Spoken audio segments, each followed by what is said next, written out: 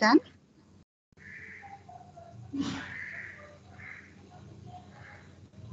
A very good afternoon to all of you girls. शुभ मध्याह्न और आप सभी का इस अतिथि व्याख्यान माला में स्वागत है।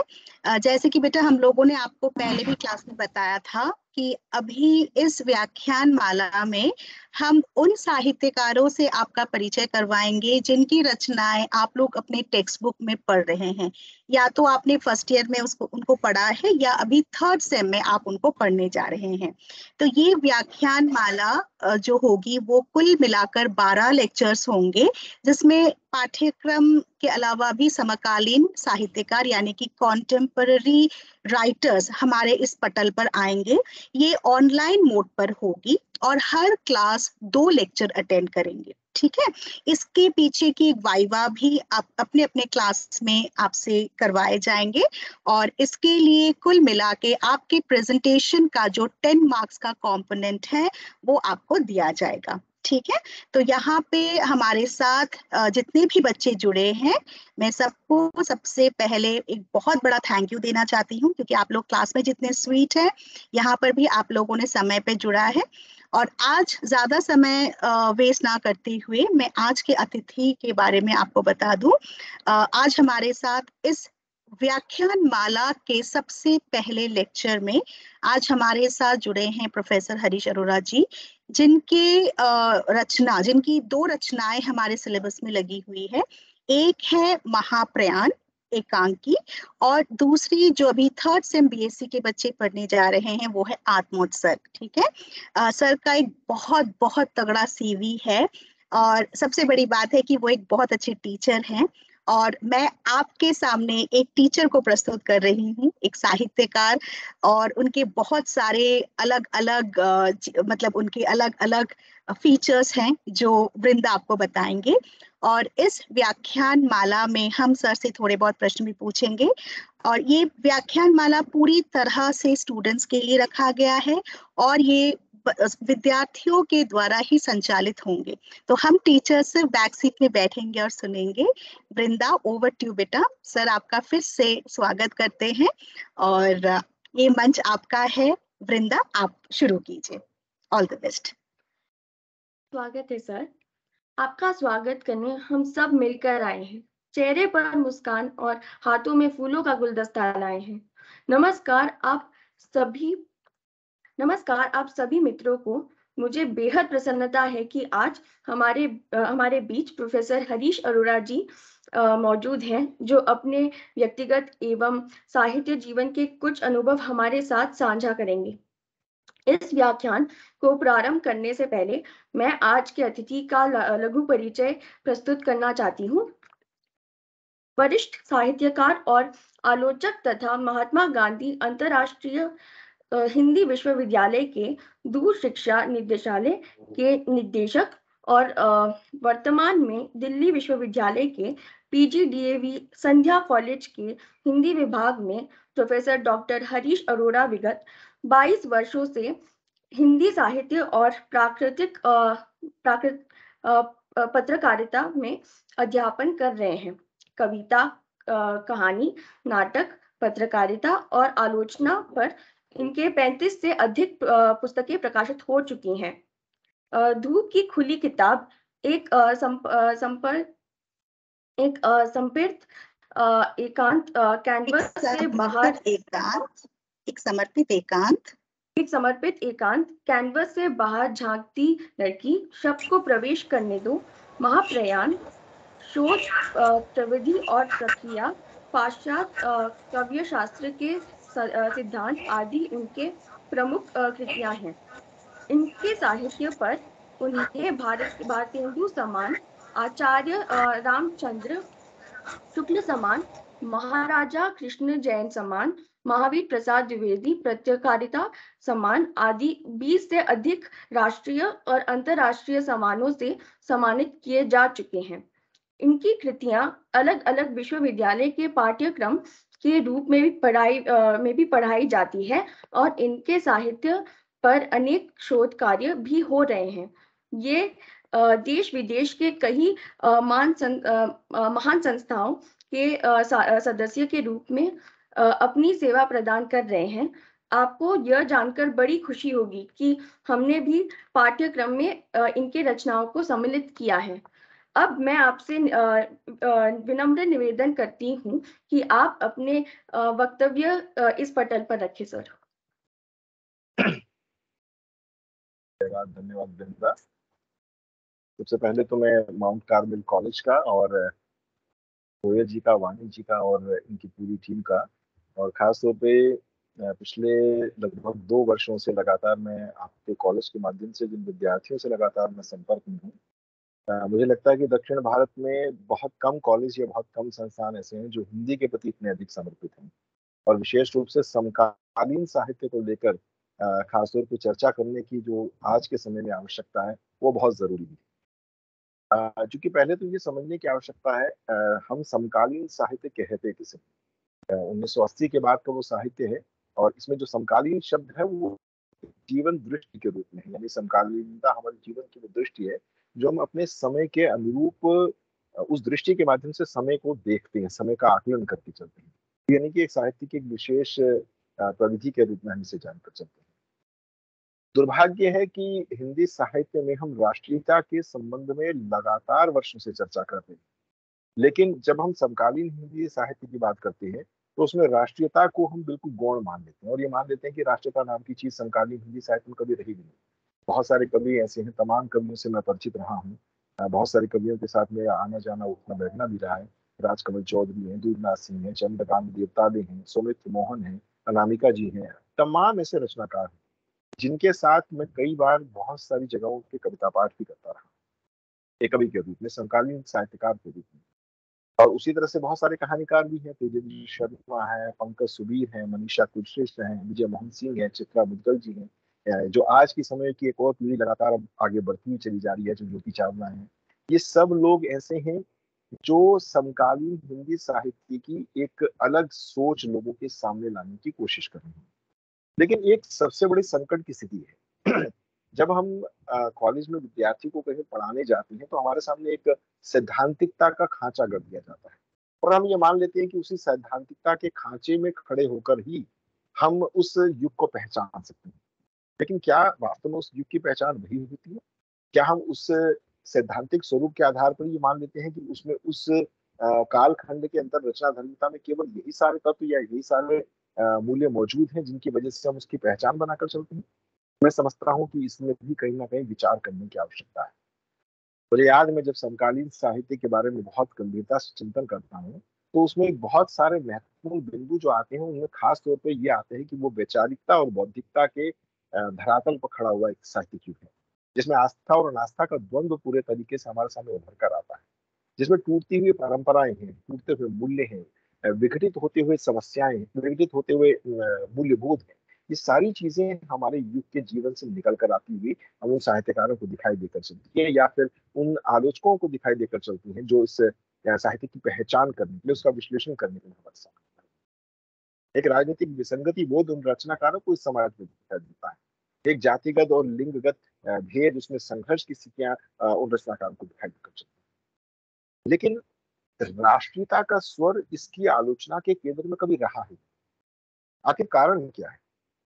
मैं बहुत गंभीरता से ये विचार करता हूँ कि आखिर हम राष्ट्रीयता के संबंध में जब भी विचार करते हैं तो हम उसे राजनीतिक खांचे में देखने की कोशिश क्यों करते हैं, जबकि वो राजनीतिक खांचा भारत की आजादी से पहले सभी लोग, समाज के सभी वर्ग के लोग, सभी जाति के लोग, सभी संप्रदाय के लोग मिलकर राष्ट्र के बारे में सोच रहे थे, उसकी स्वतंत्रता के बारे में सोच रहे थे।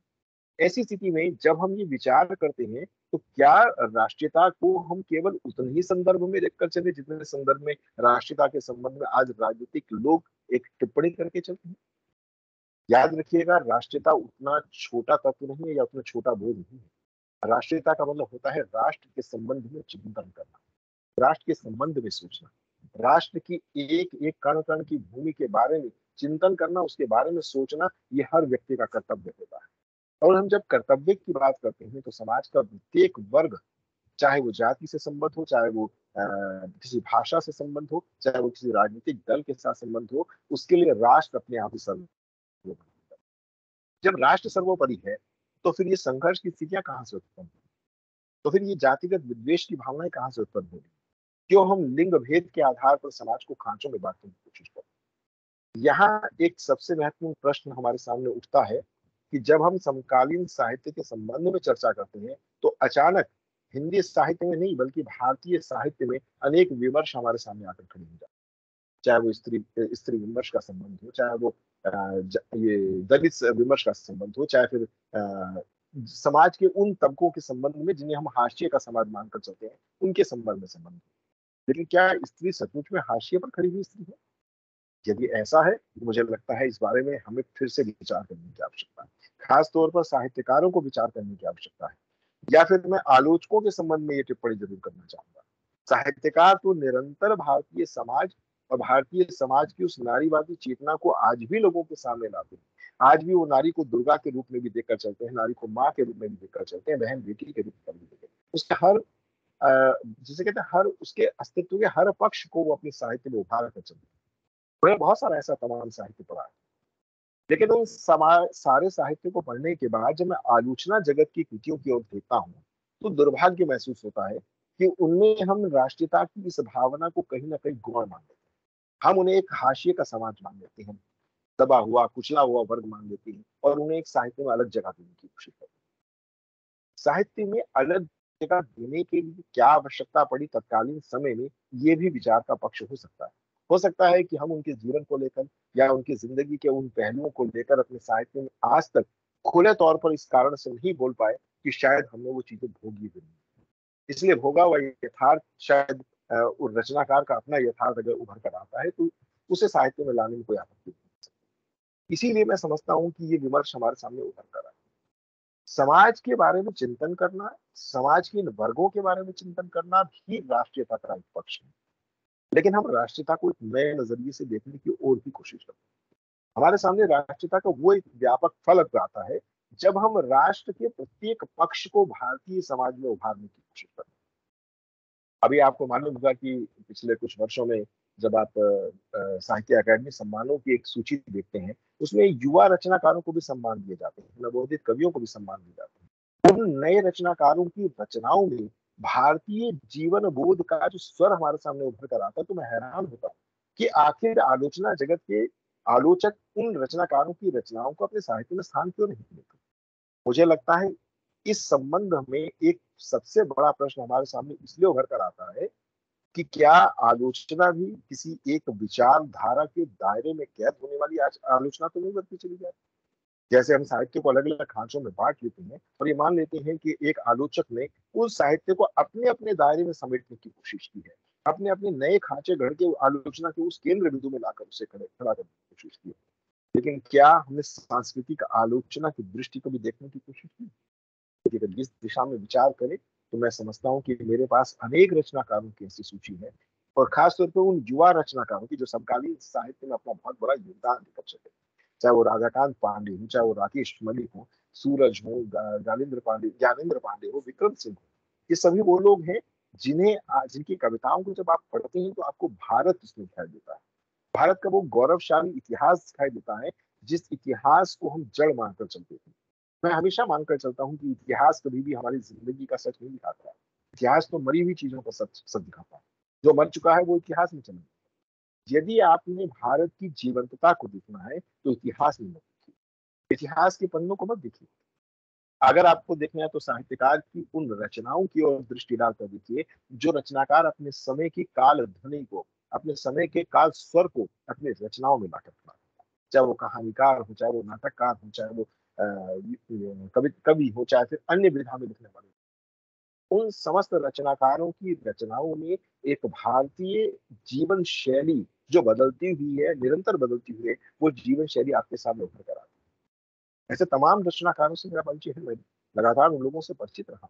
वर्तिका नंदा आज के समय में एक बड़ी मीडिया विशेषज्ञ है, लेकिन कविताएं बहुत बेहतर लिखती हैं। सुधा उपाध्याय दिल्ली विश्वविद्यालय के कॉलेज में पढ़ाती है, लेकिन उनकी कविताओं में भारतीय जीवन शैली अपने आप दिखा, क्योंकि वो भारत के समाज के सच को लाती है, बयां करती है। लेकिन क्या केवल वहीं तक ही कि समस्याओं पर ही केंद्रित होकर हम रचनाकार को मान लें कि वो भारत दिखाना चाहता है, कि वही वास्तव में भारत है? भारत उससे कहीं बहुत अधिक बड़ा है। हमारे समाज में प्रत्यक्ष स्त्री के संबंध में परित्यक्त सामाजिक जीवन मूल्यों के संबंध में हम बहुत चर्चाएं करते हैं। चाहे रुणाब सौरभ की कविताएं पढ़कर देख ली, वो कोसी कछार के बारे में निरंतर बात करते हैं। क्या वे भारतीय जीवन का एक सबसे बड़ा संकट हमारे सामने उभारने की कोशिश नहीं करते? वास्तव में राष्ट्रीयता के संबंध में अगर विचार करें तो पिछले लगभग 30 वर्षों के अंदर, 1980 के बाद की बात करो, 1990 के बाद अगर आप देखकर चलें, तो सबसे बड़ा संकट यदि पूरे विश्व में कोई एक रहा है तो वो है पर्यावरण। पर्यावरण का संकट व्यक्ति तब उसके साथ लड़ने की कोशिश करता है जब वो अपने राष्ट्र से प्रेम करता है। यदि मैं भ्रष्ट व्यवस्था से अपने आप को जोड़ने की कोशिश करूंगा तो मेरे लिए पर्यावरण कोई मायने नहीं रखता। लेकिन यदि मैं आत्मगत चेतना से ये सोच कर चलता हूँ कि मेरे लिए मेरा राष्ट्र सर्वोपरि है, मेरे राष्ट्र का स्वच्छ स्वरूप सर्वोपरि है, तो मैं अपने आप पर्यावरण की चिंता करूँ। भारत के उस पुराने अस्तित्व को उठाकर देखिए ना। हम पौराणिक काल में चले जाएंगे तो आप विश्वास नहीं करेंगे, लेकिन पौराणिक साहित्य में पर्यावरण को लेकर भारतीय रचनाकारों ने जो चिंता की है वो विश्व में आज तक किसी अन्य समाज के रचनाकार की साहित्य में आपको नहीं मिलती। और ये क्यों है? क्योंकि भारतीय समाज के वे लोग अपने समय में उस पर्यावरण को भी अपनी संस्कृति का एक बहुत बड़ा हिस्सा मानकर चले। आज हम पर्यावरण के साथ निरंतर खिलवाड़ करते हैं। प्रतिवर्ष बाढ़ आती है, अभी देख रहे हैं। मैं हैरान हूं कि जहां एक समय था राजस्थान में जहां पर हमेशा सूखा पड़ता था, अचानक वहां लगातार बाढ़ होने लगी। मध्य प्रदेश में आप जाकर देख लीजिए, लगातार बाढ़ हो। वे स्थल जहां पर हमेशा बहुत अच्छी बारिश होती थी, आज वो सूखे पड़ते चले जा रहे। आखिर कारण क्या है? कारण यह है कि हमने प्रकृति के साथ खिलवाड़ किया, हमने अपने पर्यावरण के साथ खिलवाड़ किया। हमने विकास की अंधी दौड़ में, उद्योग धंधों को लगाने की दौड़ में निरंतर ये प्रयास किए हैं कि हम भारत को एक वैभवशाली भारत बना दें। लेकिन वैभव की इमारतें कभी भी पर्यावरण के, ये समझ लीजिए पर्यावरण के उपवन के ऊपर अगर आप खड़ी करेंगे तो समझ लीजिए कि आपके जीवन में सांस आने के लिए वायु चाहिए वो खत्म होती चली जाए। लोगों का गांव से पलायन होने लग गया है। गांव देहात की ओर आप चले जाइए, उनके प्रति अब लोगों का मोह नहीं रहा। लेकिन अब भी बहुत सारे ऐसे रचनाकार हैं जो गांव की ओर लौटते हैं। मुझे गांव बहुत अच्छे लगते हैं। मैं अपने कॉलेज के विद्यार्थियों को जब भी कॉलेज में के ट्रैकिंग कैंप के लिए लेके जाता हूँ तो मैं पहाड़ों की ओर ले जाता हूँ, गाँव की ओर ले जाता हूँ, और वहां उन्हें कहता हूँ कि इस प्रकृति के साथ अपना संबंध बनाइए, इससे बातचीत कीजिए, उसे जीने की कोशिश कीजिए। जब आप अपने लोगों के दुख और दर्द को, वे लोग जो पहाड़ों में रहते हैं, गाँव में रहते हैं, उनकी समस्याएं, उन लोगों के दुख और दर्द की ओर बढ़ने की कोशिश करेंगे तो आप हैरान होंगे कि हम वैभवशाली इमारतों में रहने वाले लोग गांव के लोगों से ज्यादा दुखी। वहां वे लोग बहुत संपन्न नहीं है लेकिन उसके बावजूद खुश हैं, क्योंकि उनकी जीवन शैली उतनी ही है। वो अपनी जीवन शैली में उससे अधिक बाहर निकलने की कोशिश नहीं करते। एक छोटी सी कविता है मिथिलांचल की, कोची कछार की। उन्होंने उसमें पूरा का पूरा एक ऐसा वर्णन कर दिया कि उस वर्णन को अगर आप सुनेंगे तो आप हैरान। चंद लम्हों में अपने गेसुओं में उलझा लेती है जिंदगी के कई कश्तरे, और अपनी ज़बां पर पोत लेती है कई रातों की सिहरन, कई माहों की कसक, कई कलंकों की कालिक, कई घरों की बद्दुआ, क्योंकि वो चिड़िया नहीं, औरत नहीं, हर हराती होती हुई खोलती उबलती नदी है जिसकी कछार पर भी अंतर लगता। वो नदी जिसके पास बैठकर हम अपने जीवन में शांति का अनुभव करते थे, अचानक उसके पास बैठकर हमें अपनी दर्द हो रही, क्योंकि अब उसमें एक रौद्रता, रौद्र रूप उसके सामने बरसा। ऐसे तमाम रचनाकार हैं जिनने इस तरह की कविताएं लिखी हैं। और जब आप उन कविताओं को पढ़ते हैं, उन कहानियों को पढ़ते हैं, नाटकों को पढ़ते हैं, तो आपके सामने वो चिंताएं खड़ी होती हैं कि क्या वास्तव में जिस राजनीतिक परिदृश्य में हम आज के समय में खड़े हैं, वह राजनीतिक परिदृश्य भारतीय समाज के विकास के साथ साथ हमारी पर्यावरण के प्रति चिंता कर रहा है या नहीं कर रहा। आपको याद होगा कि भारत में जब नरेंद्र मोदी जी प्रधानमंत्री बने थे तो उन्होंने स्वच्छ भारत अभियान की शुरुआत की थी। लोगों ने बड़ा मजाक उड़ाया, लेकिन वो जानते थे कि यदि हमने अपने भारत की एक स्वच्छ छवि भारतीय समाज के साथ साथ विश्व समाज में खड़ी कर दी तो हम अधिकांश रोगों से अपने आप ही मुक्त हो जाएंगे। कहते हैं कि जहां पर स्वच्छता होती है वहां बीमारियां होती नहीं। तो ये चिंता क्या राष्ट्र की चिंता नहीं? क्या राष्ट्रीयता की प्रखर ध्वनि हमारे सामने उभर कर नहीं आती? राष्ट्रीयता केवल ओज में नहीं होती, राष्ट्रीयता चिंता में भी होती। और उस चिंता में जो समाज में सचमुच में भरी हुई, उस सादगी और संवेदनाओं से भरी हुई जो रचनाएं हैं, मैं समझता हूँ कि वो हमारे लिए जीवन मूल्यों को स्थापित करने का काम है। जब हम गांव की ओर लौटते हैं तो गांव की ओर नहीं लौटते, उसके साथ साथ पूरी गांव की संस्कृति की ओर भी लौटते हैं। और ये गांव की संस्कृति हमारे लिए नए जीवन मूल्यों का निर्माण करती है। एक रचनाकार के नजरिए से सोचिए, जब सामान्य जब कोई एक रचनाकार सामान्य जीवन से अलग हटकर प्रकृति से बात करता है, तो उसे महसूस होता है वहां कोई छल नहीं होता, कोई जादू नहीं होता। वो सीधा सीधा देसीपन में अपनी बात उसके साथ साझा करता है। अक्सर लोग कहते हैं कि जब किसी आप पेड़ से बात कर रहे हो तो लोग आपको पागल कहने की कोशिश करेंगे। याद रखिएगा, अगर इंसान को इंसान बनना है, आदमी बनने के क्रम की ओर जाना है, तो सबसे पहले आपको प्रकृति से बात करनी है। अपने आसपास की उन वस्तुओं से बात करनी होगी जिन प्रकृति से वो निर्मित हुई। आप कभी उस लकड़ी के दर्द को समझते हैं जो जिसको काट कर, पेड़ से काट कर जिसके टेबल या हम चेयर बनाए, कभी उसके दर्द को नहीं समझते। लेकिन उसके दर्द को समझना है तो पेड़ के पास जाइए जिसकी एक बाजू काटी जाए। वो दर्द महसूस करना एक कवि का, एक रचनाकार का, एक कहानीकार का काम। हम जब उस दर्द को महसूस करते हैं, उसे जीते हैं, तब जाकर हम उस रचना को जन्म देते हैं। रचना अपने आप जन्म नहीं लेती, वो पकती है, एक समय लगता है, एक काल खंड लगता है जब जाकर वो रचना होती है। कई बार हम अपने जीवन में कुछ ऐसे मूल्यों को महसूस करके चल रहे होते हैं कि अचानक कोई ऐसा घटनाक्रम हमारे सामने आ जाता है कि रचना हमारी तुरंत निकल के आ जाती है, तुरंत उभर कर आ जाती है। यानी कि रचना का अपना एक क्षण होता है, और उस क्षण में रचना तात्कालिक रूप में भी जन्म ले सकती है, और कई बार 15-15, 20-20 साल के बाद भी रचना जन्म लेती है। जैसे विभाजन की त्रासदी का आजकल 2 दिन से लगातार हम चर्चा कर रहे हैं कि हमने भारत के आजादी के साथ साथ एक विभाजन की विभीषिका को भी झेला। मुझे याद है कि विभाजन की इसी विभीषिका पर मैंने एमफिल का जब अपना डेजर्टेशन तैयार किया था, तो भारत की आजादी और विभाजन के 50 वर्ष हुए थे, यानी आज से 25 साल पहले काम किया था। और जब मैंने साहित्य पढ़ा तो मैंने महसूस किया कि उस साहित्य में लोगों की जो आत्मिक चेतना है वो कितने गहरे से उभर कर आती है। आप सोचिए, भीष्म साहनी ने 1947 के उस विभाजन की विभीषिका को जब देखा होगा, महसूस किया होगा, तो उन्हें तमस जैसे उपन्यास को लिखने में 27 वर्ष लगे। 27 वर्ष बाद अचानक वैसा ही एक घटनाक्रम मुंबई शहर में, मुंबई के अंदर एक छोटी सी जगह पर होता है, और उस जगह को जब वो देखते हैं, वहां वही वैसे दंगे देखते हैं, उन्हें पूरा पाकिस्तान दिखाई दे सकता है। और वो पाकिस्तान जब उनके सामने उभर कर आता है, तब वो महसूस करते हैं कि वास्तव में अब उस रचना को लिखने का क्षण आ गया। वो रचना का क्षण, रचनाकार का वो क्षण अपने आप में सबसे महत्वपूर्ण क्षण होता है। तब वो रचना वास्तव में जीवन मूल्यों को स्थापित करने वाली रचना बनता है। ऐसी रचनाओं से हमें जुड़ने की आवश्यकता है, ऐसे जीवन मूल्यों से हमें जुड़ने की आवश्यकता है जो भारत की वास्तविक चेतना को हमारे सामने लाता है। केवल समस्याएं उठा देना मायने नहीं रखता, समस्याएं उठा देना राष्ट्रता है भी नहीं। हम उन समस्याओं का निराकरण कैसे कर सकते? हम ये क्यों चिंता करते हैं कि जो हो रहा है वो सब कुछ सही है? हम ये चिंता क्यों नहीं करते जो हो रहा है उसे रोका कैसे जा सकता है? जब हम इस दिशा में विचार करेंगे तो मैं समझता हूँ कि आने वाली जो युवा पीढ़ी है, आप जैसी पीढ़ी है, वो इस दिशा में बहुत गंभीरता से विचार कर सकते हैं। क्योंकि हमारे जीवन में तो देखो, कवि तो हर चीज से जद्दोजहद, संघर्ष करता ही है, लेकिन वो संघर्ष जो कविता के माध्यम से, कहानी के माध्यम से, नाटक के माध्यम से आपके सामने लाता है, तो वो जीवन को पूरी तरह से स्थापित किसके लिए कर रहा है? वो आपके लिए कर रहा है, पाठकों के लिए कर रहा है। वो उस पीढ़ी के लिए कर रहा है जो पीढ़ी उस साहित्य को समझकर अपने पूर्ववर्ती जीवन मूल्यों को समझने की कोशिश करती है, तात्कालिक जीवन मूल्यों को समझने की कोशिश करती है। तभी तो हम कविताओं को, कहानियों को जब पढ़ते हैं तो महसूस करते हैं कि हमारे जीवन के आसपास कहीं ना कहीं ऐसा आज भी घटित होता हुआ महसूस होता है, दिखाई देता है।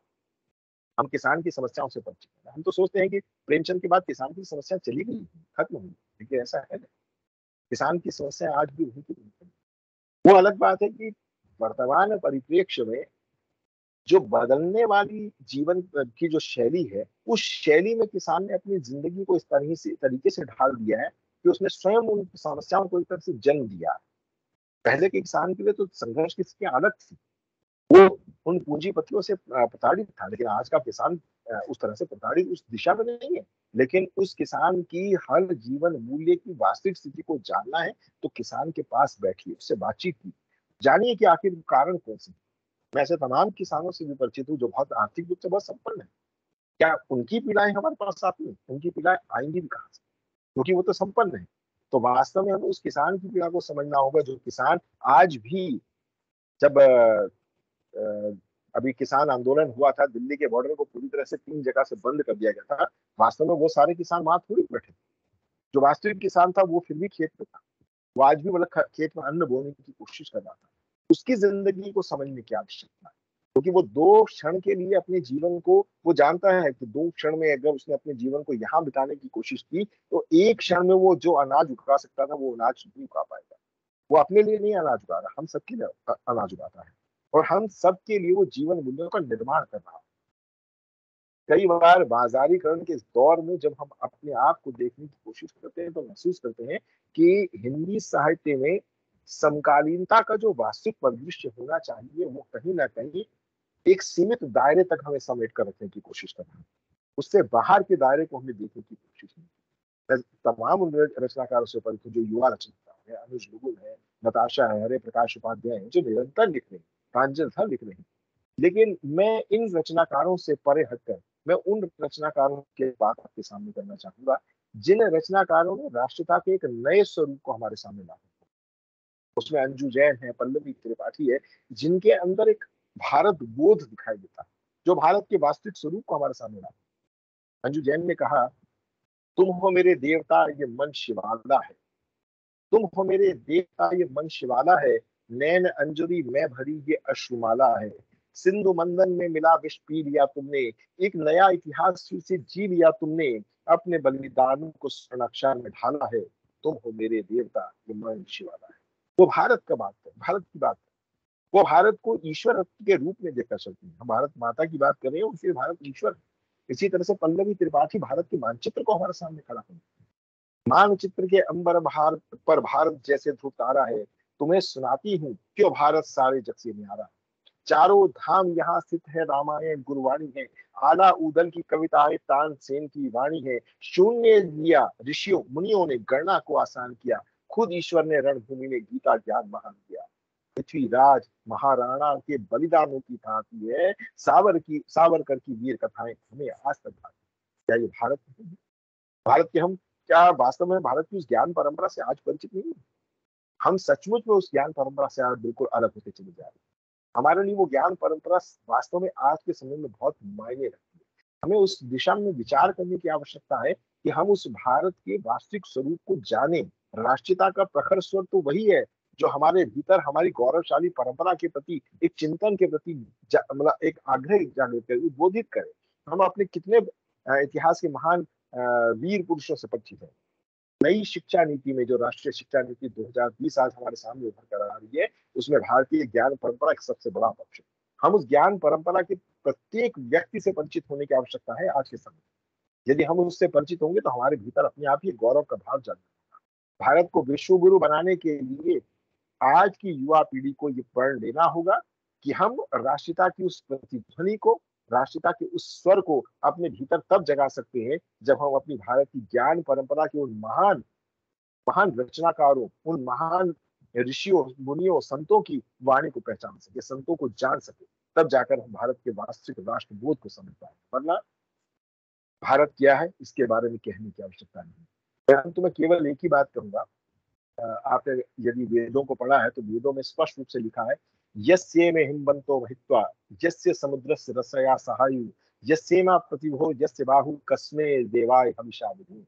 ये ऋग्वेद की एक ऋचा है जिसका बशीर अहमद नयूफ ने बहुत सुंदर इसका अनुवाद किया था। वो अनुवाद समझिए तो आप समझ जाएंगे कि भारत क्या है।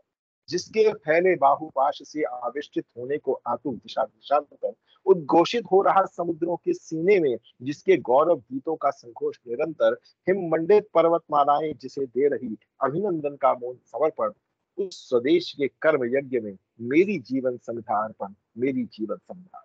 इस संविधा को अर्पित करने का प्रत्येक कर्तव्य जो है वो आज के युवा वर्ग में, आज के युवा वर्ग को, आज के रचनाकारों को इस राष्ट्र के प्रति अपनी रचना धर्मिता को समर्पित करना होगा। तभी वास्तव में एक तरह से हम संविधाएं अर्पित कर पाएंगे इस राष्ट्र के महायुद्ध के। तब जाकर हम राष्ट्रबोध और राष्ट्रीयता को अच्छी तरीके से। मुझे लगता है कि चूंकि मुझे पहले ही कह दिया था कि 20 से 30 मिनट तक अपनी बात रख लीजिएगा ताकि फिर एक बातचीत हम कर सके, और मैं भी चाहता हूँ कि बातचीत से हम बहुत कुछ जान सकते हैं। और एक रचनाकार के नजरिए से और एक आलोचक के नजरिए से मैं दोनों नजरियों से जानता हूँ कि मुझे अपने समय के लोगों के साथ, अपने युवा पीढ़ी के साथ जो चीज साझा करनी है वो वास्तव में क्या है, साझा करना ही मुख्य लक्ष्य होता है।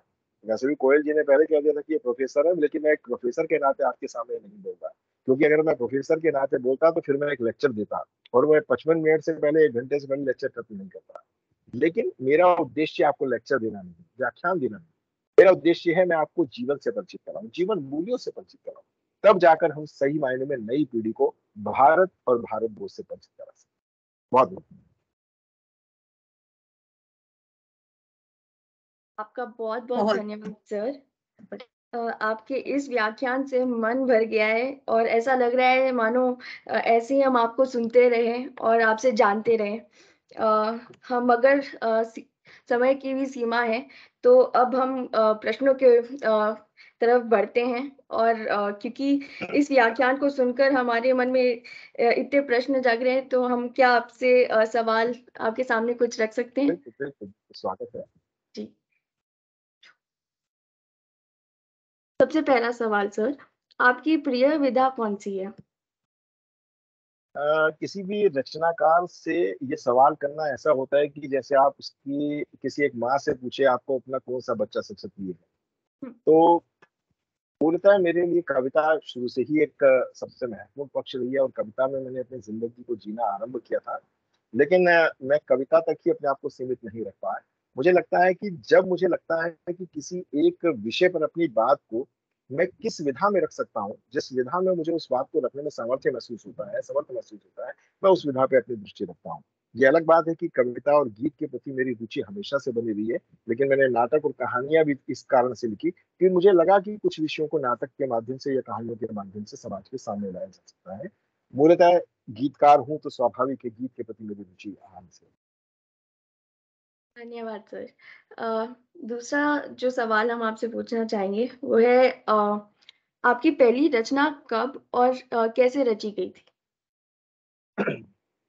मैं 12वीं कक्षा का विद्यार्थी था, जैसे आप लोग कॉलेज विद्यालय में पढ़ते होंगे, इसके बाद जब कॉलेज आए थे तो हमारे यहाँ एक संस्था हुआ करती थी, युवा कवि प्रकाश मंच। उन्होंने कार्यक्रम कराया तो मैं भी उस कार्यक्रम में सम्मिलित हुआ, और सम्मिलित होने से पूर्व उन्होंने मुझे कहा था कि आप एक कविता लिख कर लेंगे, एक कवि सम्मेलन भी होना। अब उस समय कविता के प्रति मेरी रुचि थी भी नहीं, सच कहूँ, क्योंकि मैं तब अर्थशास्त्र का विद्यार्थी था और मेरी रुचि इकोनॉमिक्स की तरफ ज्यादा थी। और मुझे लगता था कि मैं इकोनॉमिक्स का छात्र रहूंगा तो ज्यादा बेहतर होगा, और घर के रोजगार की स्थितियां भी इकोनॉमिक्स से ज्यादा बेहतर नहीं बन सकती थी। लेकिन शायद इससे सौभाग्य कह सकते हैं कि गलती से ही सही, मैंने पहली कविता जब लिखी वो सचमुच में कविता नहीं थी, लेकिन मैंने मंच पर वो कविता जब सुनाई, हो सकता है कि उस समय लोगों को कविता बहुत अच्छी लगी, लेकिन जब मैंने बाद में उस कविता को पढ़ा तो मुझे लगा कि वो कविता है ही नहीं। और इसी कारण से मैंने फिर कविता का अध्ययन गंभीरता से किया, क्योंकि कविता लिखने से पहले कविता को जानना बहुत जरूरी है कि कविता लिखी कैसे जाती है। तो मुझे याद है कि 1987 में मई जून के समय में मैंने अपनी पहली कविता पढ़ी थी, और उसके बाद 1 वर्ष तक मैंने जो कुछ लिखा था 1988 में मैंने वो सारा फाड़ दिया। और उसके बाद जो मैंने लिखा, हाँ मैं ये दावा कर सकता हूँ, उसके बाद मैंने कविता ही लिखी है या साहित्य। जी धन्यवाद। आपसे ये पूछना चाहेंगे कि आपके प्रिय लेखक कौन हैं? क्या आपको ऐसा लगता है कि आपके लेखन शैली में उनका प्रभाव पड़ा है? बिल्कुल, और सही कहूँ तो मैंने कविता को जानना, कविता को समझना, कविता को जीना यदि किसी एक रचनाकार से सीखा है तो वह है रामधारी सिंह दिनकर। रामधारी सिंह दिनकर ने मुझे बहुत गहरे तक प्रभावित किया। इसके लिए मैं अपने कॉलेज के एक प्राध्यापक श्याम बहादुर वर्मा जी थे, उनका देहांत हो चुका है। मैं हमेशा मानकर चलता हूँ कि उन्होंने मुझे पहली बार जब दिनकर की हुंकार कृति भेंट की थी और मुझे कहा था इस कृति को पढ़कर लाओ, उसके बाद अपनी कविता मुझे दिखाना। तो मैंने जब वो रचना पढ़ी तो मुझे लगने लगा कि अभी तक मैं जो लिख रहा था वो सब बेमानी था, उसका कोई मतलब नहीं था, वो केवल एक जिसे कह सकते हैं कविता गढ़ने की कोशिश की जा रही थी। मैं कुछ सांचे बना रहा था, उन सांचों में शब्दों को ढालने की कोशिश कर रहा था जिनके कोई अर्थ मेरी दृष्टि में अर्थ हो सकते थे, लेकिन बाकी लोगों की दृष्टि में कोई अर्थ नहीं थे। तो रामधारी सिंह दिनकर की हुंकार कृति ने, रश्मिरथी कृति ने, कुरुक्षेत्र कृति ने, मैंने पहले ही वर्ष में ये जब तीनों रचनाएं पढ़ी तो मुझे लगने लगा कि हाँ, मुझे इस दिशा में आगे बढ़ना होगा। हुंकार जिस शैली पर लिखी गई रचनाएं, आपने हुंकार रचना पढ़ी होगी। श्वानों को मिलता दूध वस्त्र, भूखे बालक अपनाते हैं, माँ की हड्डी से चिपक ठिट्टू जाड़ों की रात बिताते हैं, युवती के लज्जा वसन बेच जब ब्याज चुकाए जाते हैं, मालिक जब तेल फुलेलों पर पानी सब द्रव्य बहाते हैं, पापी महलों का अहंकार देता मुझे तब आमंत्रण। ये रचना आज भी मेरे भीतर जिस तरीके से उतरी है, ठीक इसी शैली पर उसके बाद मैंने जब रचना लिखी थी, तो लगभग उस रचना के 56 अनुच्छेद, 56 पैराग्राफ मैंने के रूप में एक कविता मेरी उभर कर उस दौर में आई थी 1988 में। और आज भी चूंकि मंच का कवि रहा हूँ, ओज की कविता रही है, और तो स्वाभाविक है उस कविता ने मुझे एक नई दिशा दी, और मैं उसके बाद फिर कविता के क्षेत्र में आगे बढ़ता चला। जी धन्यवाद। जो युवा लेखन के क्षेत्र में जाना चाहते हैं, आप उनको क्या सुझाव देना चाहते हैं सर? देखिए, मैं हमेशा युवा रचनाकारों की बहुत सारी मैंने कार्यशालाएं भी की हैं, और मैं मानता हूँ किसी को भी हम रचनाकार बना नहीं सकते। ये लोग भ्रम में बहुत बड़े वेस्टर्न में चलते हैं। वेस्टर्न कंट्रीज में अगर आप जाएंगे तो वहाँ उनकी बाकायदा वर्कशॉप्स होती हैं, और वहाँ पर राइटर्स की एक टीम तैयार की जाती है। लेकिन मैं मानता हूँ कि किसी व्यक्ति को हम रचनाकार बना नहीं सकते, इसके लिए स्कूल नहीं तैयार कर सकता। हाँ, ये जरूर है कि हम उन्हें एक दिशा दे सकते हैं।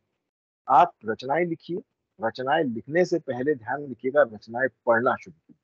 जब आप रचनाओं को निरंतर पढ़ते हैं, तब आपको समझ में आता है कि जो आप लिख रहे हैं सचमुच में वो कविता, कहानी, उपन्यास या नाटक की कोई एक विधा है या नहीं है। हो सकता है कि आप किसी नई विधा को जन्म दें, हो सकता है कि आप कुछ ऐसा नया लिख दें जो हिंदी साहित्य में या भारतीय साहित्य में पहले से मौजूद ही ना। ये आपका कला कौशल होता है, और जब कुछ आप नया लाते हैं तो लोगों को वो प्रिय लगने लगता है। ऐसे तो अगर आप देखें तो मैं सैकड़ों कहानियां ऐसी दिखा सकता हूँ जो एक विषय पर लिखी गई है, लेकिन हर कहानी में कुछ नयापन होता है, और उसी नएपन की तलाश में हर पाठक आज भी मौजूद रहता है। तो मैं युवा पीढ़ी के रचनाकारों को सिर्फ इतना संदेश देना चाहता हूँ कि लिखने से पहले यदि आपको एक कविता लिखनी है तो 100 कविताएं पहले पढ़नी पड़ेगी। जब आप 100 कविताएं पढ़ लेंगे तो आप महसूस करेंगे आपकी एक कविता उन 100 कविताओं के समकक्ष खड़ी हो सकती है, उन 100 कविताओं के समानांतर रखी जा सकती है। वरना फेसबुक की दुनिया है, सोशल मीडिया की दुनिया है, तमाम ऐसे रचनाकार हैं जिनके 10-10, 15-15 कविता संग्रह आज भी आ चुके हैं, और जिनके कविता संग्रह को पढ़ने के बाद कई बार मैं भी महसूस करता हूँ कि काश सोशल मीडिया ना होता तो बहुत अच्छा होता, क्योंकि इसने पाठकों की एक ऐसी पौध तैयार कर दी है जिनको वास्तव में कविता की समझ नहीं है। उनमें से अधिकांश कवियों को मैं कुकुरमुत्ते के कवि कहता हूँ, जो उगते हैं और कब हाशिए पे चले जाते कोई नहीं जानता। और रचनाएं वही अच्छी होती हैं या श्रेष्ठ होती हैं जो कालजयी होती हैं, अपने समय के साथ साथ आगे लोगों तक पहुंचती हैं, और सचमुच में उसकी अंतर्ध्वनि युवा वर्ग को, अगले आने वाली पीढ़ी को कुछ संदेश देती है, उन्हें झंकृत करती है, तब जाकर वो रचना धर्मता मान्य रखती है। इसलिए जितना पढ़ सकते हैं उतना पढ़िए। जब लिखने का वक्त आएगा तो आपको महसूस होगा कि आपके पास शब्द की कोई कमी नहीं है, आप अपने आप लिखना शुरू करेंगे। अन्यथा आज के समय में अगर आप लिखेंगे बिना पढ़े तो आपके पास शब्द भी नहीं होंगे, और शब्द की जितनी छायाएं हो सकती हैं, अर्थबोध की छायाएं, वो आपके पास कभी दिखाई नहीं देती। तो इसलिए पढ़ना सबसे महत्वपूर्ण है, और उसके बाद आप रचना शुरू कीजिए, तब आप महसूस करेंगे आपका रचना का श्रेष्ठ रचना। जी सर। अपनी रचनाओं से समाज को क्या संदेश देना चाहते हैं सर? स्वाभाविक है कि मैं भी राष्ट्रबोध का रचनाकार हूँ, और आज के पाठ्यक्रम में जो 2 एकांकी लगे हैं, वो दोनों एकांकी भारत के उस चरित्र को दिखाते हैं जो वास्तव में भारत का चरित्र है। अगर आप महाप्रयाण, आप हैरान होंगे जब आप दोनों रचनाएं पढ़ेंगे, उन दोनों रचनाओं का संबंध इतिहास और पुराण से है, लेकिन पौराणिक गाथाओं में वो कथाएं आपको दिखाई नहीं। चाणक्य का युग आप अच्छी तरह से जानते हैं, और चाणक्य के युग को, क्या वास्तव में हमारे पास इतिहास का कोई ऐसा ग्रंथ है जो चाणक्य की पूरी जीवन शैली को, जीवन कथा को हमारे सामने अभिव्यक्त करता हो? तमाम तरह के उपन्यास आए हैं, नाटक आए हैं जो चाणक्य और चंद्रगुप्त की जिंदगी को हमारे सामने बयां करते हैं, लेकिन इतिहास के पन्ने आज भी बहुत सारे फटे हुए हैं। उन खाली पन्नों में जो फटे हुए पन्ने हैं, उन पन्नों की वास्तविक कथाएं हमारे सामने होनी चाहिए। जब पहली बार मैंने महाप्रयाण रचना लिखी थी तो स्वाभाविक है, मैं भी उस समय लगभग 18-19 वर्ष की आयु का एक युवा बिल्कुल युवा था, और खैर युवा तो मैं आज भी हूँ, मन से हमेशा युवा रहना चाहिए। और उस दौर में मैंने जब पहली बार चाणक्य और चंद्रगुप्त को पढ़ा, गंभीरता से पढ़ा, तो मैंने महसूस किया कि वास्तव में चाणक्य जिस महायज्ञ में अपने आप को झोंक रहा था, उसमें संविधा देने के लिए क्या केवल चंद्रगुप्त जैसे राजा ही थे, या उसके अलावा और कोई नहीं थे? उस समय के कलावंत उनके साथ जुड़े हुए थे या नहीं थे? प्रश्न उठ सकता था। ये प्रश्न मेरे जहन में भी आया, और तब मैंने काल्पनिक कथा को उसमें गढ़ा। और वो काल्पनिक कथा केवल काल्पनिक नहीं है, वो समाज के उस वास्तविक सत्य को हमारे सामने अभिव्यक्त करती है, क्योंकि इतिहास के जो पन्ने खाली हैं, फटे हुए हैं, उन फटे हुए पन्नों की जगह ये गाथाएं रखी जा सकती हैं।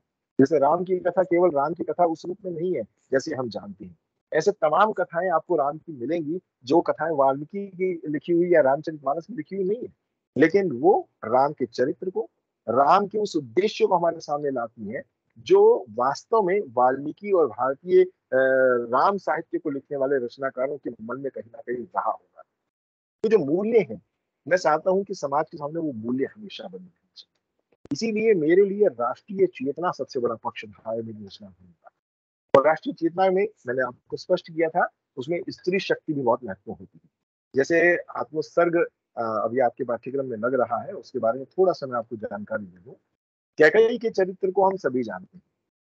मैं बहुत सारे विद्यार्थियों से सवाल करता हूँ कि आपको कैकेयी कैसे लगती है, तो कहते हैं बहुत बुरी स्त्री थी। तो मैंने पूछा क्यों बुरी स्त्री थी? क्योंकि स्वाभाविक है, उन्होंने राम को वनवास के लिए कहा, और वनवास हुआ तो उसके बाद रावण मिल गए, तो बहुत अच्छी बात थी। अगर राम को वनवास न मिलता तो रावण का वध कैसे होता? तो ये सवाल उठा। तो मैंने कहा फिर दूसरी बात ये थी कि कैकेयी ने ही राम को वनवास के लिए क्यों कहा? क्या कोई और पक्ष हमारे सामने नहीं आ सकता था जिसके माध्यम से मान लीजिए देवता ही स्वयं आ जाते और आकर सीधा कहते, दशरथ से कहते कि नहीं, राम देवता है, राम ईश्वर है, इन्हें भेजिए, हम रावण का वध कराना चाहते हैं।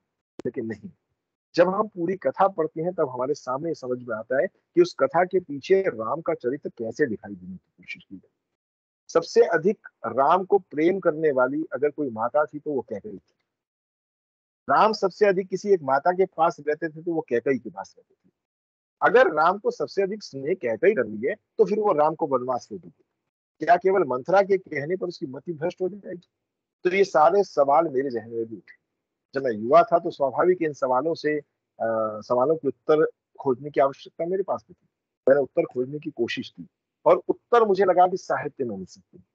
मैंने तमाम उन साहित्य को, तमाम उन राम कथाओं को पढ़ना आरंभ कर दिया जो वैश्विक राम कथाएं जिन्हें हम कह कर सकते हैं। मैंने तमाम उन कथाओं को पढ़ा तो मैंने महसूस किया कि हर जगह कैकेयी के चरित्र को उस रूप में व्याख्यायित करने की कोशिश की गई जो वास्तव में उसका एक पक्ष, केवल एक पक्ष दिखाती है। लेकिन कैकेयी की महानता के पक्ष को हमने हमेशा गौण किया, और उसके माता के उस रूप को हमने गौण कर दिया जिसमें भरत उसके लिए कभी मायने नहीं रखता था। अचानक भरत उसके लिए कैसे मायने रखेंगे? और कैकेयी जो स्वयं तीनों रानियों में से एक ऐसी रानी थी जो क्षत्राणी थी, और उस दौर में कोई क्षत्राणी नारी अपने राष्ट्र के साथ समझौता कैसे कर सकती?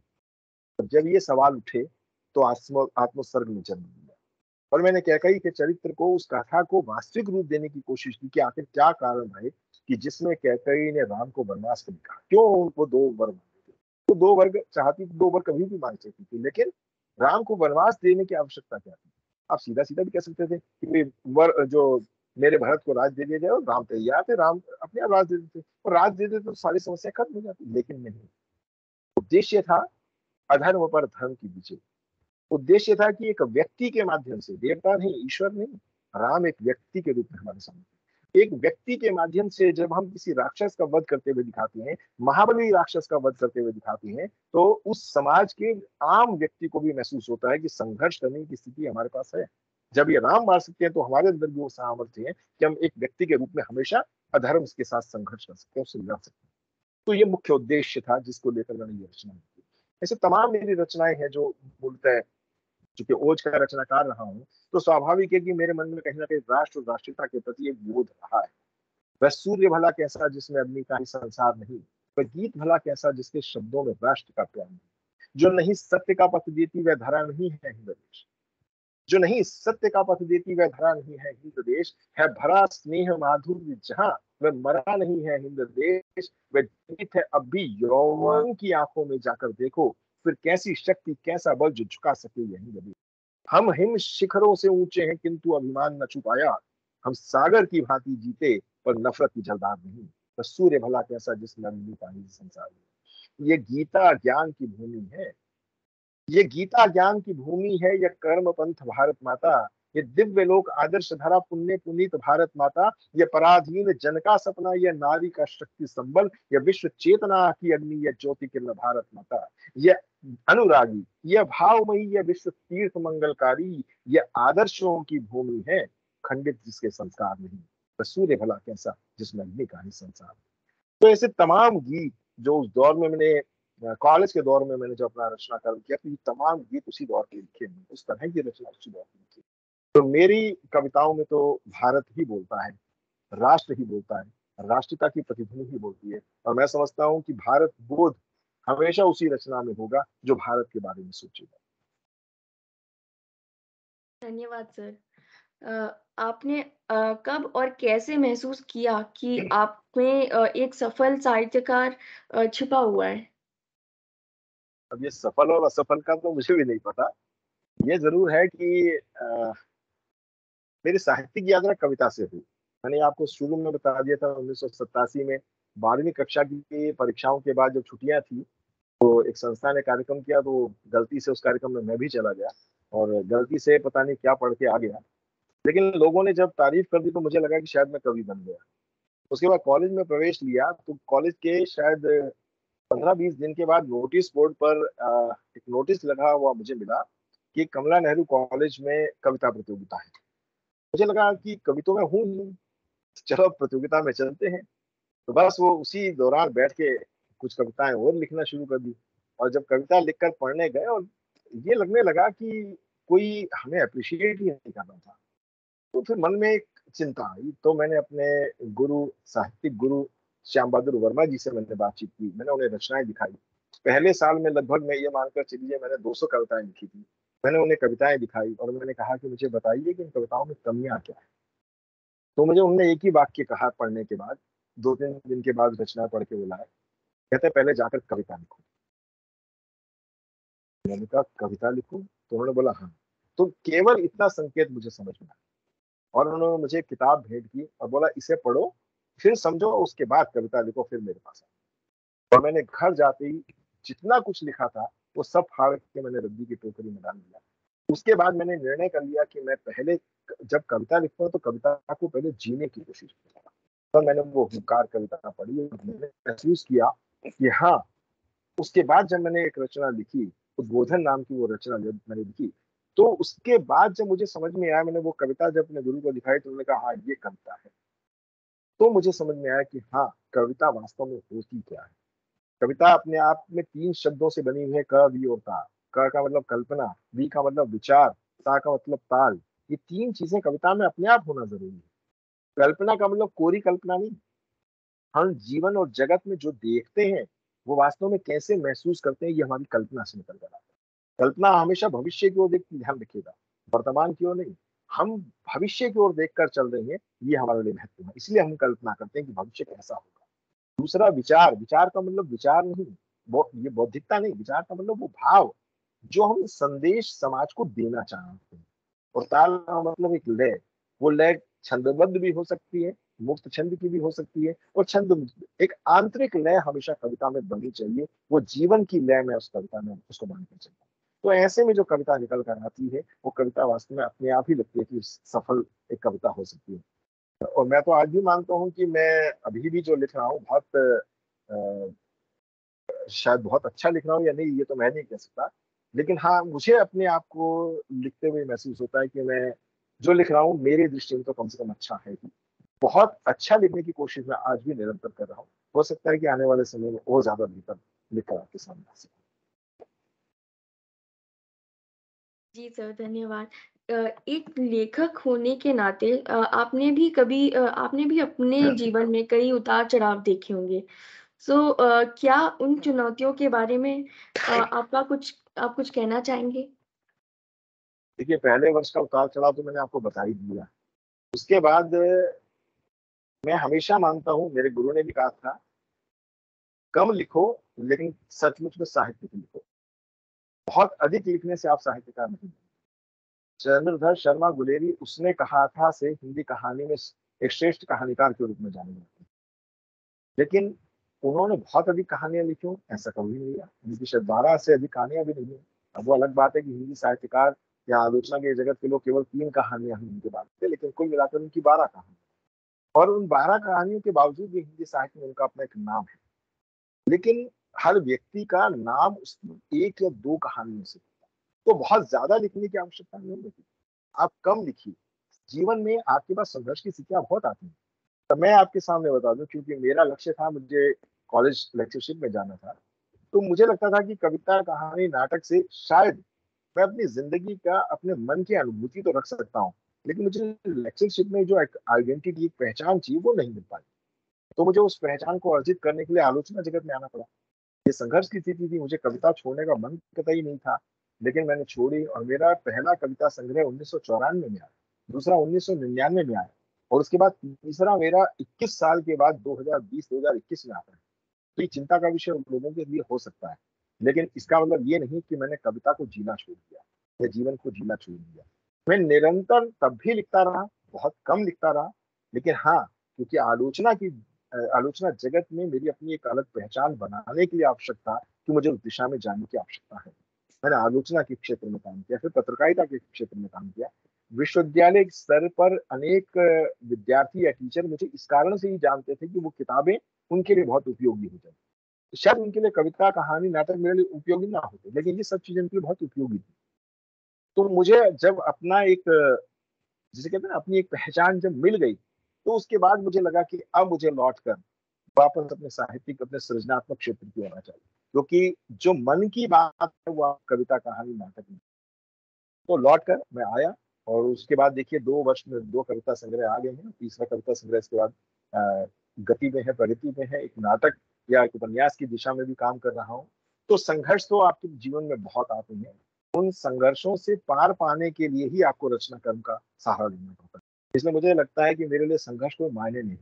मुझे जब भी कोई संकट की स्थिति आती है, तो मैं या तो कहानी, कविता पढ़ लेता हूँ, या कहानी, कविता में उसे उकेर देता हूँ। तो इसलिए संघर्ष से पार पाना बहुत आसान। बहुत बहुत धन्यवाद सर। अगर कुछ विद्यार्थियों के पास कोई सवाल है तो प्लीज चैट बॉक्स में डाल दीजिएगा कृपया। हाँ वृंदा, मुझे 1-2 हाथ दिखे थे। स्टूडेंट्स, अगर आप में से कोई सवाल पूछना चाहे, आप प्लीज पूछिए। हम आप हैंड रेज कीजिए, हम आपको इनेबल कर देंगे। और टीचर्स में से अगर कोई कुछ पूछना चाहे तो आप जरूर पूछ सकते हैं। हिंदी विभाग के सारे यहाँ टीचर्स जुड़े हैं। सर राठौर सर जी। सर प्रणाम सर। प्रणाम प्रणाम राठौर जी। सर अभी जो ये लेक्चर तो बहुत ही अच्छा रहा सर। समकालीन साहित्य में बहुत सारी विधाएं, बहुत सारी विचारधारा, दलित विमर्श, आदिवासी विमर्श, उसके बाद अल्पसंख्यक विमर्श, त्रिविमर्श, इस पर तो बहुत सारा लिखा जा रहा है सर। लेकिन मुझे लगता है कि पर्यावरण विमर्श भी उसी जोर से उठना चाहिए हिंदी साहित्य में जैसे दलित विमर्श ने अपनी जगह खड़ी की थी। सर पर्यावरण के संदर्भ में, माने कि सीधे पर्यावरण के विषय पर ज़्यादातर हिंदी साहित्य में अभी लिखना शुरू नहीं हुआ है सर। इस दिशा में थोड़ा सा हमारा मार्गदर्शन कीजिए सर। नहीं, मैं राठौर जी आपकी बात से सहमत हूँ। लगभग 3-4 वर्ष मैंने लगातार कुछ ऐसी संगोष्ठियां की हैं जिसमें पर्यावरणीय साहित्य पर ही चिंतन किया गया है। और मुझे भी तब इस बात का भ्रम था कि पर्यावरण के संबंध में लोग कम लिख रहे हैं। लोगों को लगता है कि हम प्रकृति के संबंध में लिख रहे हैं, लेकिन उसमें से बहुत सारी रचनाएं ऐसी हैं जो पर्यावरण के संबंध में। मैं अपनी स्वयं अपनी रचनाओं के संबंध में भी ये बात कह सकता हूँ। मैंने कुछ एक ऐसी रचनाएं लिखी हैं जिनमें पर्यावरणीय चिंता है। सवाल ये है कि उनमें से अधिकांश रचनाएं हम तक पहुंच क्यों नहीं पाती। उसका कारण है कि हमारा अपना एक दायरा होता है, और हम उस दायरे में इतने अधिक सीमित हो जाते हैं। हमें कोई एक विमर्श अच्छा लगने लगता है, हम उस विमर्श के पीछे दौड़ना शुरू हो जाते हैं। स्त्री विमर्श आता है, उसके पीछे भागते हैं। आदिवासी विमर्श आता है, उसके पीछे भागते हैं। उस पर लगातार शोध होना शुरू हो जाते हैं। याद रखिएगा, इससे पहले ये सब विमर्श थे, लेकिन नाम के विमर्श नहीं। तब प्रेमचंद से बड़ा दलित साहित्यकार कौन है? प्रेमचंद ने शायद जितना दलित जीवन के बारे में अपने उपन्यासों, कहानियों में लिखा है, उतना बेहतर किसी ने नहीं लिखा। महादेवी वर्मा का एक निबंध है, घर और बाहर, उसे पढ़िए, आप समझ जाएंगे स्त्री विमर्श का उससे बेहतर आज तक कोई रचनाक्रम हुआ ही नहीं। लेकिन हमने अपने अपने दायरे बनाए। और मैं समझता हूँ कि रचनाकार जब एक दायरे में सीमित होता है तो कुछ क्षण तक तो बहुत अच्छा लगता है, उसके बाद फिर उसकी पहचान वहां खत्म होना शुरू होती है। अब विमर्शों का जो दौर है मुझे लगता है वो खत्म होता चला जा रहा है। पर्यावरण की चिंता बहुत सारे रचनाकारों ने व्यक्त की है। लगभग मेरे पास पूरी एक किताब है 2 अलग अलग खंडों में, आप कहेंगे तो मैं आपको पीडीएफ मोड में उपलब्ध होगी तो मैं आपको भेजूंगा। आप देखिएगा, उसमें पर्यावरण पर तमाम तरह की चिंताएं अभिव्यक्त की जी सर, हैं। ऐसी अवश्य चिंता, भेजिए सर। जब वो पढ़ेंगे तो आप महसूस करेंगे। मुझे भी पहली बार ये भ्रम रहा था कि लोग लिख नहीं रहे, लेकिन मुझे लगने लगा कि लोग लिख ही नहीं रहे, बल्कि इतना अधिक लिख रहे हैं। सवाल ये था कि वो पहुंच नहीं रहा था, क्योंकि उनमें से बहुत सारे रचनाकार सोशल मीडिया पे तो हैं, उनकी किताबें अपनी जिंदगी में कहीं ना कहीं सीमित हैं। कोई कर्नाटक में बैठा हुआ है, कोई बंगाल में बैठा हुआ है, कोई दिल्ली में बैठा हुआ है, लेकिन कितने लोग उन्हें जानते हैं। हम लोगों का एक नजरिया ये है कि अगर बड़े आलोचक ने आपका नाम अपनी आलोचना की किताब में लिख दिया तो आप रचनाकार हैं। लेकिन मैं समझता हूँ कि हमें हिंदी साहित्य के इतिहास को लिखते समय इस बात के लिए तैयार होना पड़ेगा कि हम उन रचनाकारों को भी स्थान दें जो समाज की चिंताएं करते हैं। समाज की उन चिंताओं को, उनको नामवर या आलोचना की आवश्यकता नहीं है। उन्हें आवश्यकता है उन पाठकों की जो पाठक समाज में बैठे हैं, जो वास्तविक पाठक हैं, जो रचना वास्तव में इस तरह की रचनाएं पढ़ना चाहते हैं। तो मुझे लगता है कि आने वाला दौर है और ऐसा ही होगा। हिंदी साहित्य के इतिहास को लिखने वाले नए लोग लाएंगे, और वो नए इतिहास को जब लिखेंगे तो वे रचनाएं भी आपके पास पहुंचेंगी। धन्यवाद सर। बच्चों, आप में से कोई सवाल पूछना चाहे तो आप सर से पूछ सकते हैं। कोई बात नहीं, आप अपनी भाषा में पूछिए, सर समझ जाएंगे। आप डरिए मत, ये आपका प्लेटफॉर्म है और ये हमने आपके लिए ऑर्गेनाइज किया है। बहुत सारे सवाल व्हाट्सएप में आ रहे थे, आप लोग पूछ सकते हैं। Yes girls, anybody? नहीं, mute everyone. no Kirtana, yeah, if you wish you can ask beta. Okay. हाँ, Kirtu पूछो, it's okay. No, I was asking if I should enable mics, but Students, because they can't unmute, that's why. हाँ हाँ, हम लोग उनको कर देंगे, वो हैंड रेज करेंगे तो हम उन्हें इनेबल कर देंगे। हाँ ठीक है। क्लास में, हाँ बेटा, क्लास में तो कितना कुछ कहते हो, चलो पूछो अभी। देखो, उसके 2 कारण होते हैं, या तो समझ ही नहीं आया या इतना समझ आ गया कि सवाल नहीं। नहीं, कुछ बच्चे डरते हैं कि हम उसे फ्रेम कैसे करें हिंदी में। सीधा सीधा पूछते। हाँ बच्चों, चलो। वैष्णवी, हाँ कोई भी बेटा, एनीबडी। अब किसी को कुछ पूछना है तो मैं ही पूछती हूँ सर। आप अपनी एक रिसेंट कोई अगर कविता लिखी हो तो आप उसे पढ़ के हमें सुनाए। मुझे लगता है कि कविताएं आपने बहुत, मेरी कविताओं का तो आपने इतने अनुवाद कर लिए, आपने सारी कविताएं पढ़ ही ली हैं। तो जिनका मैंने अनुवाद नहीं किया है आप वो सुनाइए। मैं, ऐसे कोई कविता ही नहीं है, क्योंकि अभी जो मैं लिख रहा हूँ लगातार, उनमें से कुछ एक कविताएं लंबी कविताओं की श्रेणी में है। और लंबी कविता आप भी समझ सकते हैं कि बहुत लंबी हो जाती है। 14 पृष्ठ की कविता है वो, यहाँ पढ़ने का मतलब है समय बहुत निकल जाएगा। और मुझे भी अभी कॉलेज जाना है, मेरा इवनिंग कॉलेज है, तो मुझे पढ़ाने के लिए जाना है। तो मैं समझता हूँ कि कविताएं तो विद्यार्थियों के पास पहुंच ही जाएंगी किसी न किसी नाम से। ठीक है, तो मेरे ख्याल से वृंदा हम लोगों ने कंप्लीट कर लिया है। सर आपका बहुत बहुत धन्यवाद। और औपचारिक रूप से डॉक्टर वाणीश्री धन्यवाद ज्ञापन करेगी। वाणी, आप रेडी है? डॉक्टर वाणीश्री? हाँ मैम। हाँ, आप सर का धन्यवाद ज्ञापन कर लीजिए। और सर हम नहीं हो रहा है। हाँ, बिल्कुल बिल्कुल। हाँ सर, बहुत बहुत धन्यवाद, तहे दिल से धन्यवाद। आपने जो व्याख्या में आपने जो अपनी व्याख्या में जो समकालीन हिंदी साहित्य और राष्ट्रीयता, इस विषय पर जो आपने व्याख्यान दिया, उस पर आपने अनेक विषयों के ऊपर प्रकाश डाला, जैसे कि आलोचना, स्त्री जीवन, पर्यावरण की समस्या, किसान का संघर्ष और आदि विषयों पर आपने अपने विचार प्रकट किए। बहुत ही अद्भुत विचार थे सर आपके।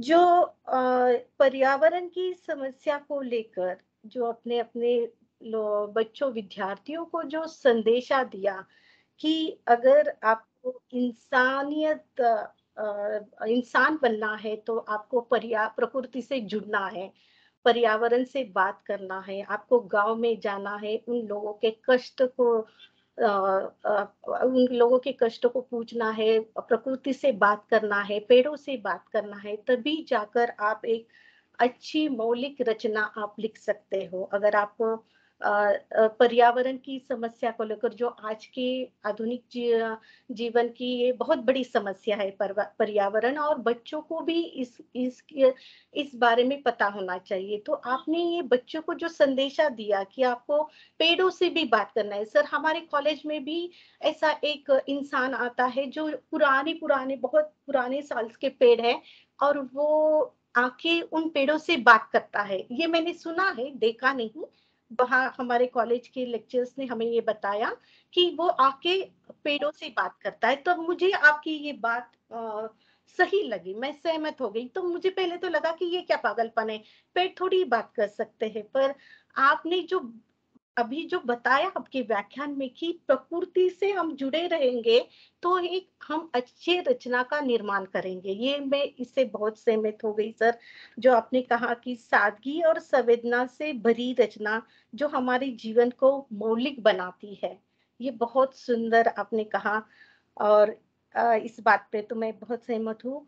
और इस प्रकार आपने प्रकृति के बारे में बच्चों को एक नया संदेशा दिया, और फिर आप विभाजन के प्रति जो अपने भीष्म साहनी जी का जो उदाहरण दिया, उन रचनाकारों का, जो बॉम्बे में जो घटना घड़ी, जो बच्चों को आपने उस बात को बच्चों के सामने लाया, वो भी बहुत अद्भुत था।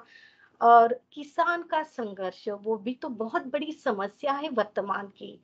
और बच्चे तो आजकल न्यूज में सब कुछ जानते हैं, पर किसान जो है हर साल ये सुनाई देता है ताकि महाराष्ट्र में कि जो है कि सुसाइड केस, आत्महत्या की, उनकी आत्महत्या जो है बहुत सारे किसानों की है। और दिल्ली का जो अभी हाल में जो आंदोलन हुआ, तो किसान की समस्या भी ये बहुत बड़ी समस्या है। उसमें भी बहुत सारे हमें ऐसी रचनाएं हमें निर्माण करना है जो एक समाज को सुधारने की, उसके द्वारा हम एक समाज को सुधारें और इन किसानों की जो समस्या है वो दूर हो जाए।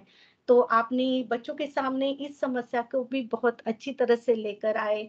और उसके बाद आपने उस पल्लवी त्रिपाठी जी का जो भारत के प्रति जो कविता थी जो आपने सुनाई, वो बहुत ही अद्भुत थी, बहुत ही बढ़िया थी। सर, बहुत अच्छा लगा उसको सुनकर। उन कविताओं को आपने 2-3 कविता को जो हमारे सामने आपने बताया, वो भी बहुत ही सराहनीय था। और आपने जो बच्चों को कहा कि आपको अगर रचना लिखना है तो पहले पढ़ो, ये बच्चों के लिए नहीं सर, हमारे लिए भी ये बहुत बड़ी आपसे एक इंफॉर्मेशन हमें मिली कि एक अच्छी रचना हमें अगर लिखना है तो कालजीन रचना, जो समय के साथ जो लिखते हैं, वो सर्वश्रेष्ठ रचना होती है। हमें उसको पढ़ना है और तभी हमें लिखना है। जो बच्चों को अपनी बहुत बड़ा संदेशा दिया, क्योंकि आजकल की युवा पीढ़ी बहुत सोचने भी लगी है, काल्पनिक जीवन में वो कल्पना भी बहुत अच्छी करती है, उनकी कल्पना शक्ति भी बहुत अच्छी है, तो वो आजकल लिख रहे हैं।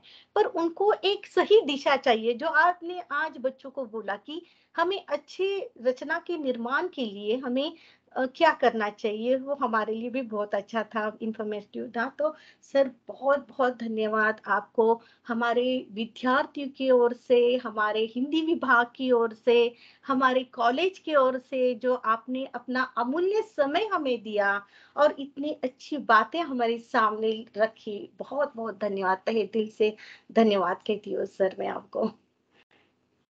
Thank you. Okay Koyal ma'am. जी वानी, थैंक यू। हाँ वृंदा, तुम कुछ कहना चाहती हो कंक्लूडिंग नोट में? हमारे पास 2 मिनट है क्योंकि सर को इसके बाद जाना है कॉलेज। जी मैम। सर की इवनिंग कॉलेज है। हाँ बताती। मित्रों, आपने पिछले 1 घंटे में हरीश अरोड़ा जी के व्याख्यान सुने और उनके बारे में जाना, उनकी महत्वपूर्ण बिंदुओं के भी हमने जाना। तो मैं आपसे आशा करती हूँ कि आप इस व्याख्यान से लाभान्वित हुए हैं। और सर, हमें आपने पूरे माउंट कार्मल कॉलेज के हिंदी विभाग और सभी विद्यार्थियों की तरफ से आपको हृदय से धन्यवाद देती हूँ और उम्मीद करती हूँ कि भविष्य में भी आपको देखने और सुनने को मिले। बहुत धन्यवाद सर। हम कोशिश करेंगे कि सर ऑफलाइन हमारे कॉलेज में आए और आप लोग आमने सामने उनसे उनकी लेक्चर सुने। ठीक है, हम कोशिश जरूर करेंगे बच्चों। सर आपका बहुत बहुत धन्यवाद। और वृंदा और पूरी टीम को मैं धन्यवाद देना चाहती हूँ, क्योंकि हम लोग रात के 1-1:30 बजे तक ऐसे पागल लोग हैं कि ऐसे रात भर जाके हम लोग काम करते हैं। और मैं चाहती हूँ कि कोर टीम के सभी मेंबर्स अपने वीडियो ऑन करें।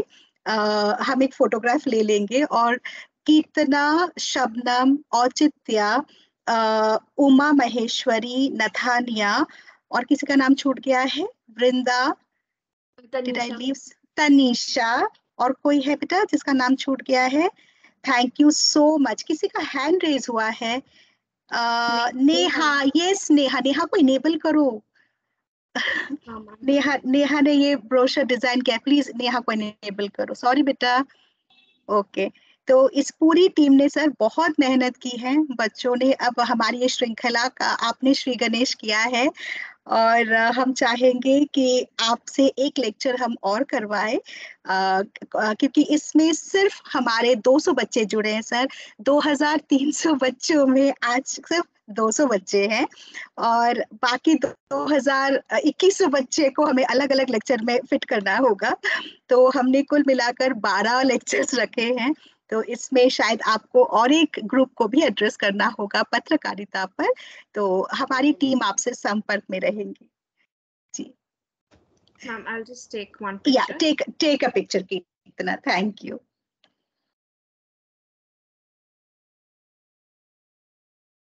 Hold on.